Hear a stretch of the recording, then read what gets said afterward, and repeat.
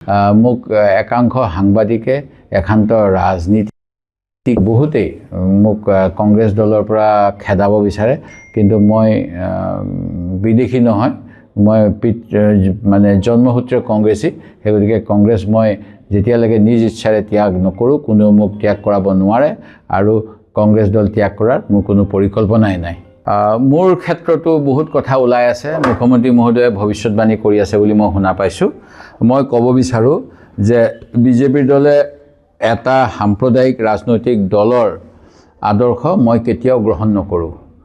মোৰ পিতৃ প্ৰয়াত ৰাম মনোহৰ লোহিয়াৰ যি ছ'চিয়েলিষ্ট পাৰ্টি আছিল তাৰ সদস্য আছিল, আৰু এটা সময়ত সেই দল ত্যাগ কৰি ভাৰতীয় জাতীয় কংগ্ৰেছৰ যুৱ কংগ্ৰেছৰ যোগেৰে ৰাজনীতিত প্ৰৱেশ কৰিছিল।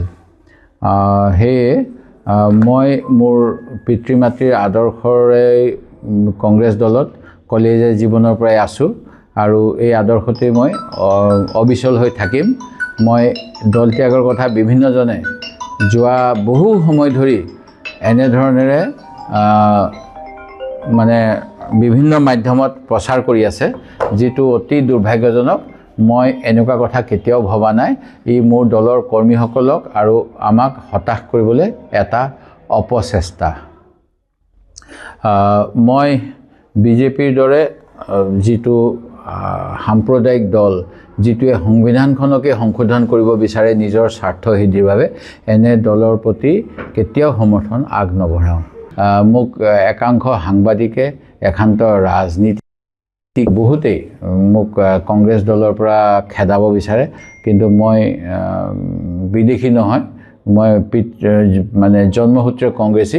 সেইগতিকে কংগ্ৰেছ মই যেতিয়ালৈকে নিজ ইচ্ছাৰে ত্যাগ নকৰোঁ, কোনেও মোক ত্যাগ কৰাব নোৱাৰে, আৰু কংগ্ৰেছ দল ত্যাগ কৰাৰ মোৰ কোনো পৰিকল্পনাই নাই।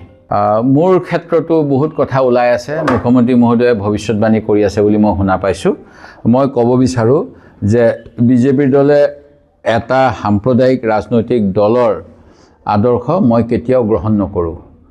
মোৰ পিতৃ প্ৰয়াত ৰাম মনোহৰ লোহিয়াৰ যি ছ'চিয়েলিষ্ট পাৰ্টি আছিল তাৰ সদস্য আছিল, আৰু এটা সময়ত সেই দল ত্যাগ কৰি ভাৰতীয় জাতীয় কংগ্ৰেছৰ যুৱ কংগ্ৰেছৰ যোগেৰে ৰাজনীতিত প্ৰৱেশ কৰিছিল। সেয়ে মই মোৰ পিতৃ মাতৃৰ আদৰ্শৰে কংগ্ৰেছ দলত কলেজীয়া জীৱনৰ পৰাই আছোঁ, আৰু এই আদৰ্শতে মই অবিচল হৈ থাকিম। মই দল ত্যাগৰ কথা বিভিন্নজনে যোৱা বহু সময় ধৰি এনেধৰণেৰে মানে বিভিন্ন মাধ্যমত প্ৰচাৰ কৰি আছে, যিটো অতি দুৰ্ভাগ্যজনক। মই এনেকুৱা কথা কেতিয়াও ভবা নাই।